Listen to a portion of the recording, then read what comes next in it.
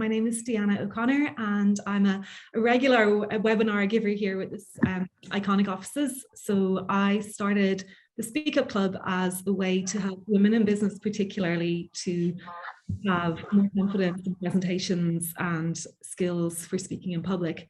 But we've expanded out to do lots of different webinars to assist people with virtual learning during the pandemic.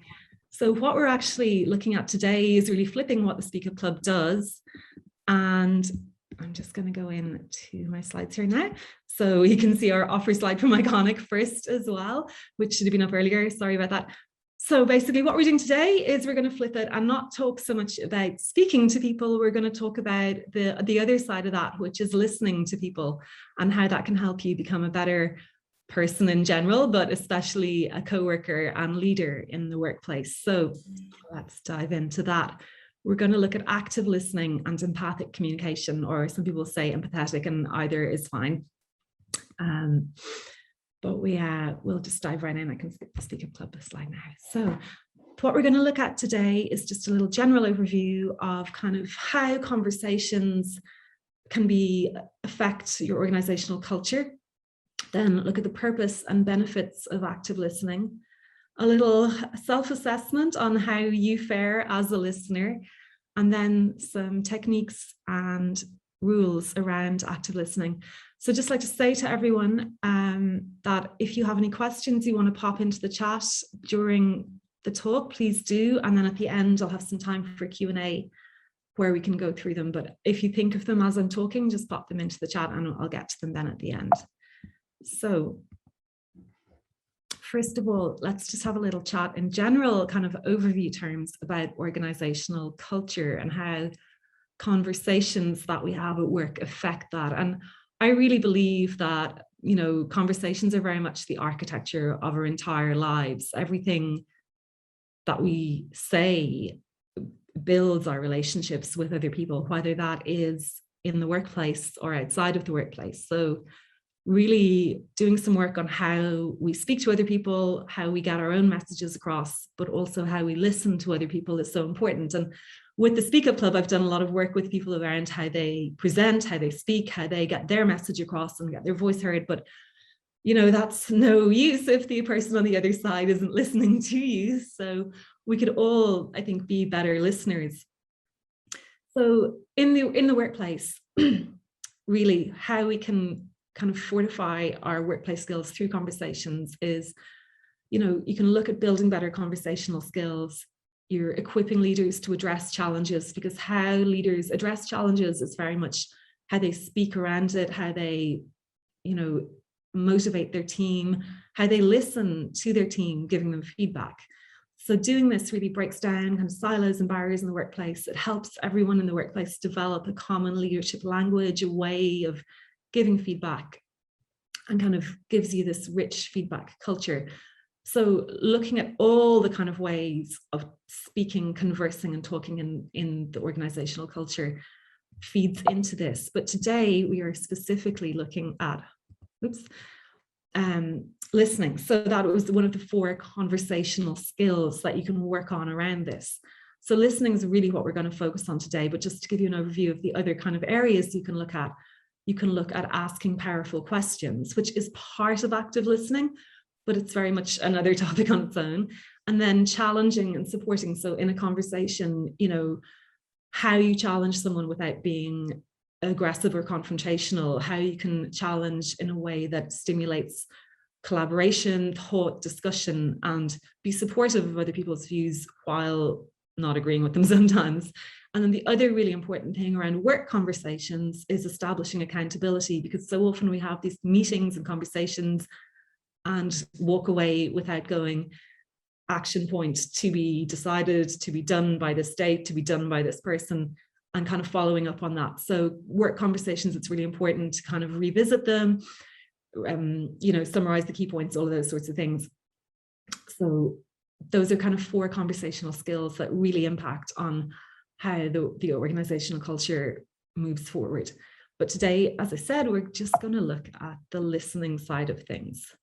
And one quote I love around this, it sounds very Zen, but it is really important in what we're talking about today. And that is, seek to understand before you seek to be understood. So when we're looking at active listening, it's really about stopping yourself formulating what you're going to say next in the conversation in your head, which we all do. Someone's talking, and are we really listening to them, or are we planning what we're going to say in reply to them?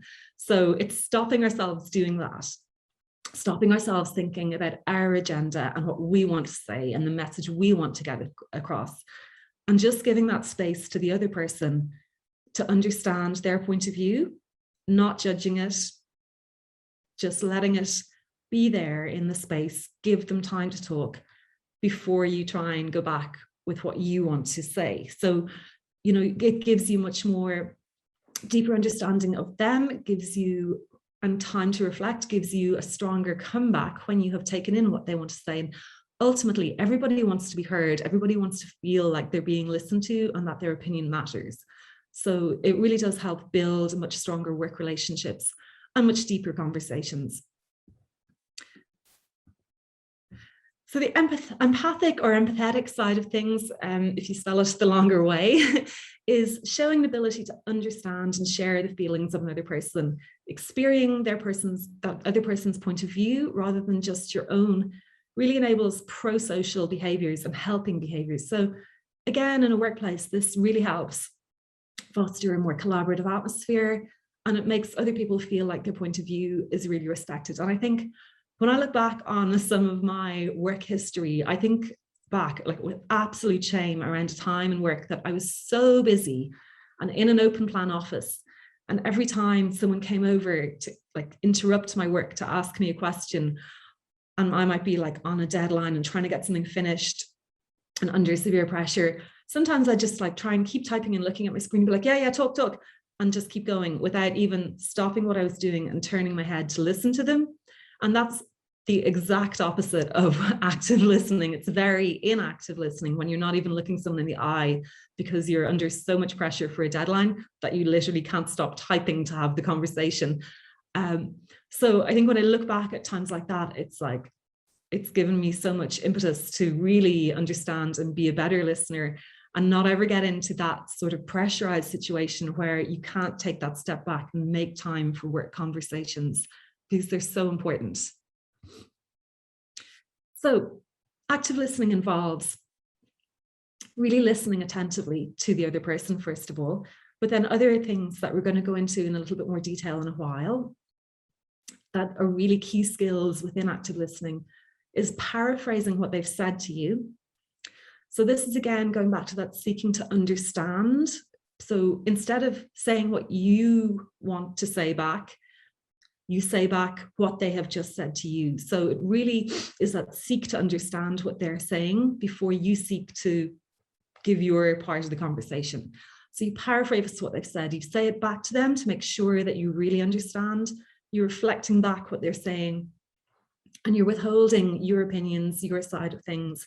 You're just letting them know that they've been heard and saying back to them what they have said to you to ensure that you've taken it in correctly. Because if you paraphrase it and reflect it back and you've taken them up the wrong way, this is where they'll say, no, that's not what I meant at all.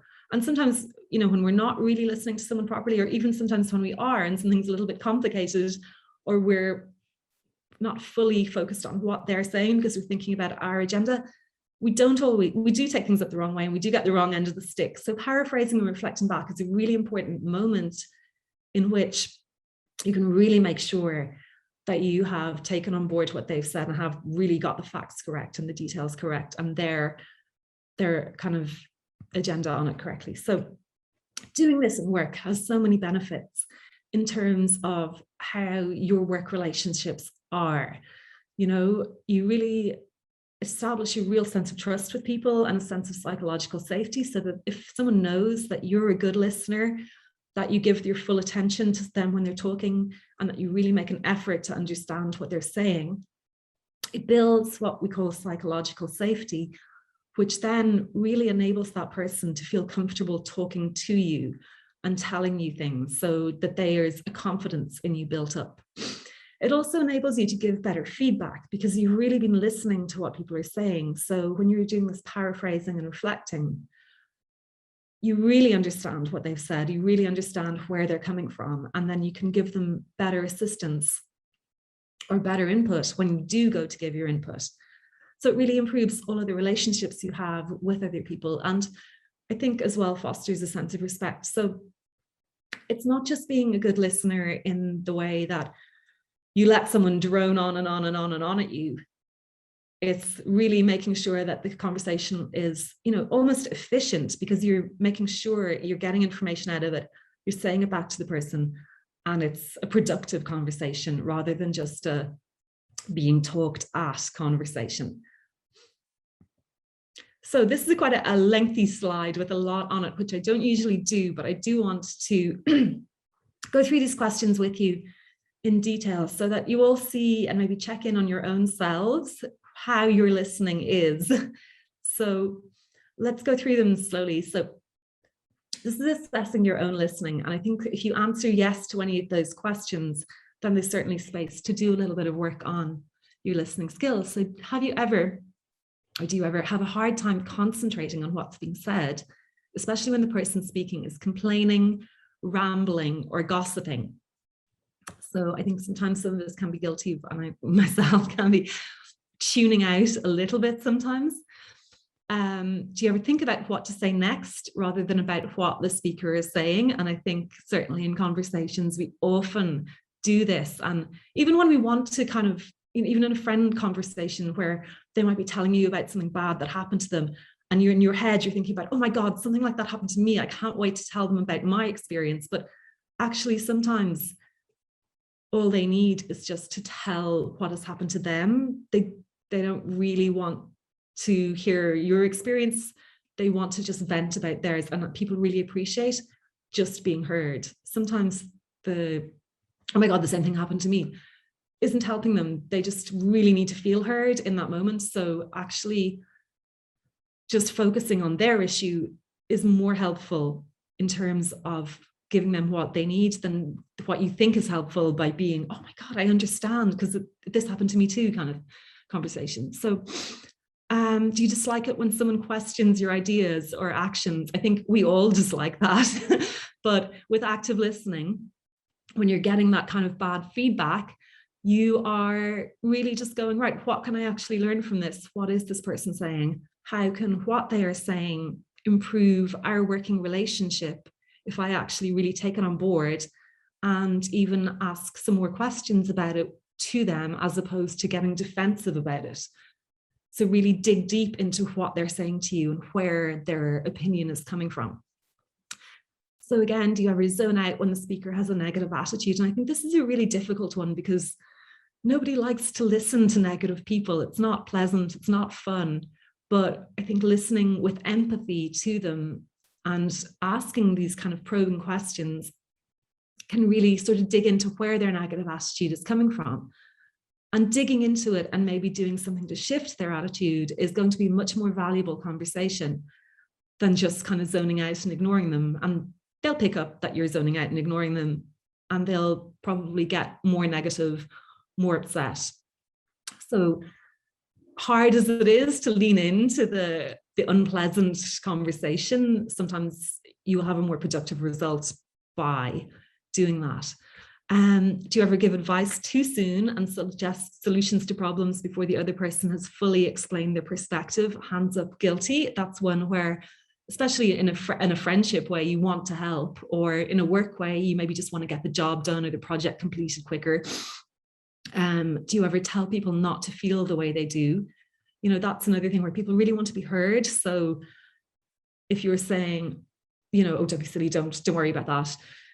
If someone is worried and they're sharing their concerns, I think that it's really important to give that space to them. And sometimes that's all people need, is to share it and to get the words out. And then, do you ever talk significantly more than the other person talks? So yeah, that is another one with active listening, where if someone comes to you, silence is very important. And what I would say, certainly, as my background is in journalism, so when I'm doing interviews, I'm kind of trying, when I ask a question, someone will answer.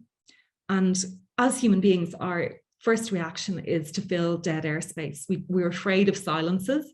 And that's, you know, even in public speaking, that's why we litter our sentences with ums, as, so, because we don't want any dead airspace. We're just totally afraid of silence. So we want to fill that airspace. But when you ask someone a question and they answer the question and they stop, sometimes the most powerful things will come when you don't immediately reply, when you don't immediately jump to the next question, when you just leave that bit of uncomfortable silence, because that person will then automatically start filling that dead airspace. That might be where you get your juiciest gossip for your journalist interviews, or, you know, someone might have had like a rehearsed PR'd reply that they've been trained to give to the media, and they give you that, and then you're like, yeah, and you just say nothing and keep looking. And then because they panic and think, oh my God, I have to say more things, they're not saying anything now, so that they will start saying real things to you. They'll start just speaking more naturally. And sometimes that's where more comes out. So when someone's giving you the rehearsed answer or the answer they think they should give, once you leave a bit of silence and they have to dig deeper and say more things, that's often where the most interesting things will come out. So what we're looking at trying to get to is what they call AAA listening. So 3 things that you bring to this are attitude, attention, and adjustment. So if you want to take like a really easy takeaway to try and remember, this AAA thing is quite good to keep in your head. So attitude is obviously coming into it with a very open-minded attitude. You're going to listen to what this person says, even if you completely don't agree with it, even if they're giving you negative feedback, even if not a conversation you want to be having, you're open to just listening. So then your attention, obviously, it's what active listening is really all about. It's just being fully focused in the moment. It's having your phone turned off. It's not looking at your computer screen and typing while you're having a conversation with a work colleague who's just come up to your desk. It is looking the person in the eyes, turning towards them with your body language, showing that you're open to this conversation. Maybe don't cross your arms, give all the signs that you're really listening. And then adjustment is letting, you know, time to reflect and staying back from giving your responses, giving yourself that time to actually think about it before you respond. And maybe that is that your response isn't even in that conversation. Maybe it's another day, because that person can go away and feel really heard. And then you can give your response in a different conversation when you've had time to reflect, so that they go away from that experience feeling, I've fully been listened to here. Because especially if it's something that is something you don't necessarily agree with or you have a differing opinion on, why not let them have that bubble of really feeling listened to before you go back in with the conversation where you have to bring a different opinion to the table. So the skill set that really is used in active listening is 1, paying attention, 2, clarifying, 3, withholding judgment, then reflecting and summarizing. So we're just going to pop through these in a little bit more detail. So for paying attention, this is obviously look the person in the eye, have open body language, give them your full attention, turn the phone off, sit somewhere quiet for the conversation. Don't formulate your answer. Don't be thinking about what you want to say. Try and fully get into that Zen meditative zone where you're just listening and you quiet the chatter in your brain. Focus on that moment.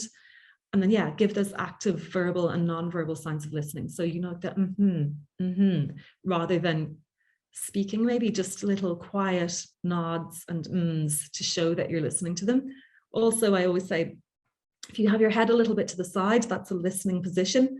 And that's something that I would teach in Speak Up Club, where if you're in a meeting, you can be listening like this.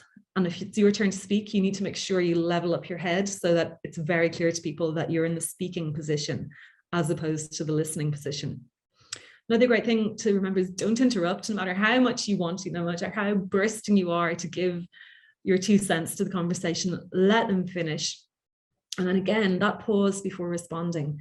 That pause can sometimes make them say a little bit more than they intended to, give you some more information they didn't expect to go as deep as, but it also just gives them that sense that you are deeply thinking about what they've said, that you're taking it in, you're reflecting, and you're not just jumping in with your opinion. So it really helps them feel listened to. It's so important to withhold judgment because it's all about not jumping in with your responses. It's about making that person feel heard. So keep an open mind, suspend your judgment, try not to say anything critical or anything argumentative within the conversation. And like I said before, if it's an issue that it is a matter for disagreement, try and have a second conversation where there is more back and forth, but try and give someone that real bubble of just being heard if you have the time.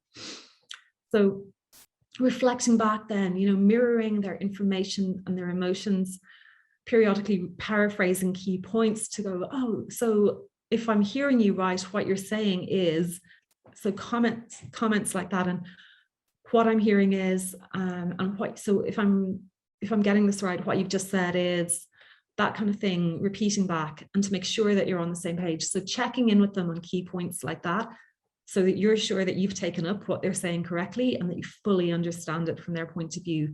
They feel really heard. And even though you don't necessarily agree with them, saying, if I'm hearing you right, what you're saying is blah, blah, blah, blah, blah, means that they feel, while you might not be on their side, that you get what they're saying and that you understand their position. So clarify, clarify, clarify. If there's anything you think you don't fully understand, ask questions, and kind of open-ended questions, not yes or no answers. You want to probe, you want to get them to open up more, you want them to really tell you their opinion. So let me see if I'm clear. Are you talking about? What do you think about? Tell me about. Will you further explain or describe? So asking, asking, asking rather than telling. And then summarizing what they've said. So restate the key themes. Again, if it's kind of a meeting, being clear on mutual responsibilities and follow up and who has to do what. Summarizing what you've understood. And also asking the other person to summarize also, so that they're very clear in what they've told you and that they're clear that you understand what you've been told. So some little takeaway tips if you are going into to try and practice some active listening in a limit interruptions. So try and get that, if it's an important conversation, to try and get that meeting space or that cup of coffee together where you're not going to get pulled away from it. Really paying attention to what is being said, not what you want to say. Being okay with the silence and remembering the power in it, both in terms of maybe getting some more out of that other person, encouraging them to speak a bit more than they intended to, but also letting them know with the silence that that's you reflecting, that's you listening, and that's you taking in what they've said rather than jumping in with your opinion. So if you are in a situation where you will be giving feedback and opinions, try and get them to give theirs, try and get them to give their solutions before you give yours, because everybody hates that kind of, well, you know what you should do conversation. So it's very much, in terms of people who use active listening, like if you think about if anyone's ever had some coaching done, coaches will always question. It's like work therapists. They're not going to tell you what to do. They're going to ask leading questions, probing questions, until you figure out what you should do yourself, because what you figure out for yourself is always what's going to work best for you. So it's encouraging people to come up with the solutions themselves. So it's trying to lead them down that path. So always try and get them to come up with solutions before you give yours. And then aim to do at least 80% listening, 20% talking, or higher listening if possible. Your 20% talking should mainly be restating or paraphrasing the key points that they've said. And then again, if you have an opposing opinion or some disagreement or some opinions that you do want to give, try and take all of theirs and consider revisiting the topic at a different time so that they can give, or they can, there can be more of a collaborative back and forth in a different conversation. But the main thing is that someone goes away from that conversation feeling like they have been very heard. And that's the key takeaway they will take from that. So I hope you've all been actively listening to this, and I will have some time to listen to your questions now. But if anybody has any further questions, you can always contact me through the Speak Up Club or at Speak Up Club Ireland on Instagram, or directly by email.